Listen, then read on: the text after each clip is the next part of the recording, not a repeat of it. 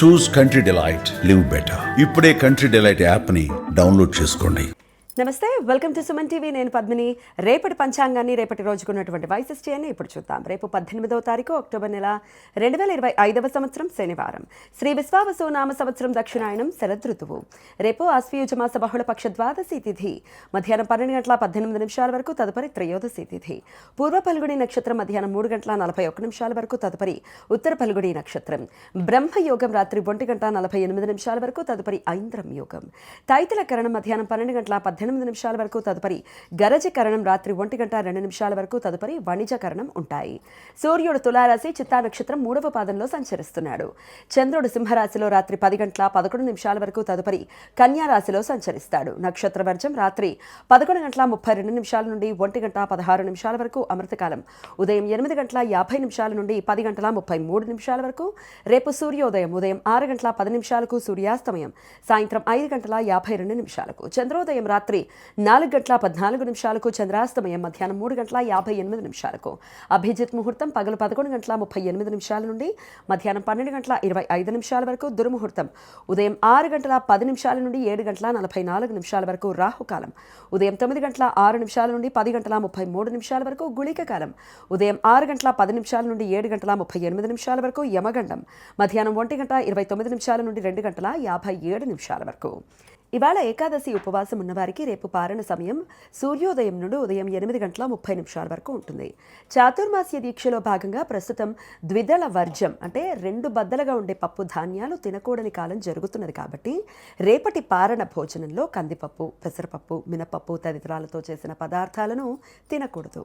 రేపు ద్వాదశి తిథి మధ్యాహ్నం 12:18 వరకు ఉన్న కారణంగా కొన్ని ప్రాంతాలలో రేపు గోవత్స ద్వాదశి నందిని వ్రతం జరుపుకుంటారు. రేపు భక్తులు తాము పెంచుకుంటున్న ఆవులను, గేదెలను పూజించి వాటికి ప్రత్యేకంగా చేసిన గోధుమ పదార్థాలను తినిపిస్తారు. రేపు భక్తులు పగటిపూట పాల ఉత్పత్తులు, గోధుమ ఉత్పత్తులు వినియోగించరు. రేపు నీరాజన వ్రతం. భైరవ యామల సూత్రాల ప్రకారం రేపు చంద్రుణ్ణి, శివుణ్ణి పూజించడానికి ప్రత్యేకమైన రోజు. రేపు భక్తులు చంద్రుడికి, శివుడికి రుద్రం, నమకం, చమకంతో జలాభిషేకం చేస్తారు. కొన్ని సాంప్రదాయాలలో ఈ వ్రతాన్ని రేపటి నుండి 5 రోజుల పాటు ఆచరిస్తారు. త్రయోదశి తిథి రేపు మధ్యాహ్నం 12:28 నుండి ప్రారంభమవుతున్న కారణంగా రేపు ధన త్రయోదశి. 5 రోజుల దీపావళి పండుగ వేడుకలు రేపటి నుండి ప్రారంభమవుతాయి.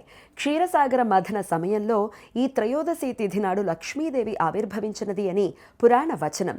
రేపు భక్తులు లక్ష్మీదేవితో పాటుగా కుబేరుణ్ణి పూజిస్తారు. ఆశ్వయుజమాస అమావాస్య తిథి రోజున లక్ష్మీదేవిని పూజించడం అత్యంత శుభదాయకమని భక్తుల విశ్వాసం. రేపు లక్ష్మీదేవి పూజ చేయటానికి ప్రశస్తమైన ముహూర్తం రేపు సాయంత్రం 7:29 నుండి రాత్రి 8:20 వరకు ఉంటుంది. రేపు యమదీపం, యమ ప్రీతి దీపదానం. రేపు భక్తులు యమధర్మరాజు ప్రీతి కోసం సాయం సంధ్య వేళలో తమ ఇంటి బయట ప్రత్యేక నూనె దీపాలను వెలిగిస్తారు. ఇలా చేయటం వలన యమధర్మరాజు తమను, తమ కుటుంబ సభ్యులను అకాల మరణాల నుండి కాపాడతాడు అని భక్తుల నమ్మకం. రేపు త్రయోదశి తిథి ప్రదోష సమయంలో వ్యాప్తి ఉండటం వలన రేపు ప్రదోష వ్రతం. శివుని అనుగ్రహం కోసం భక్తులు ప్రదోష సమయంలో దీపారాధన చేసి శివునికి రుద్రాభిషేకం ఆచరించి రుద్ర కవచం పారాయణ చేస్తారు. త్రయోదశి ప్రదోషం సోమవారం వచ్చినట్లయితే సోమ ప్రదోషమని, మంగళవారం రోజు అయితే భౌమ ప్రదోషమని, శనివారం రోజున త్రయోదశి వచ్చినప్పుడు శని త్రయోదశి ప్రదోషమని పిలుస్తారు.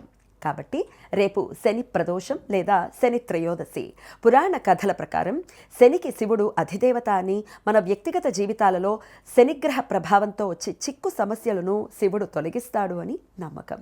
వ్యక్తిగత జాతకాలలో ఏలినాటి శని, అష్టమ శని సంచారం జరుగుతున్న వారు రేపు శనికి తైలాభిషేకం చేసి ప్రదోష సమయంలో శివునికి రుద్రాభిషేకం చేయటం వలన శని గోచార సంచార దోషాలు నివృత్తి అవుతాయని నమ్మకం. ఈ సమాచారాన్ని మనకు అందించిన వారు మేడికొండూరు విశ్వనాథ్ ప్రసాద్ గారు. ఆయనకు కృతజ్ఞతలు తెలియజేస్తూ లక్ష్మీదేవి స్మరణతో సమస్త సన్మంగళాని భవంతు. నమస్కారం.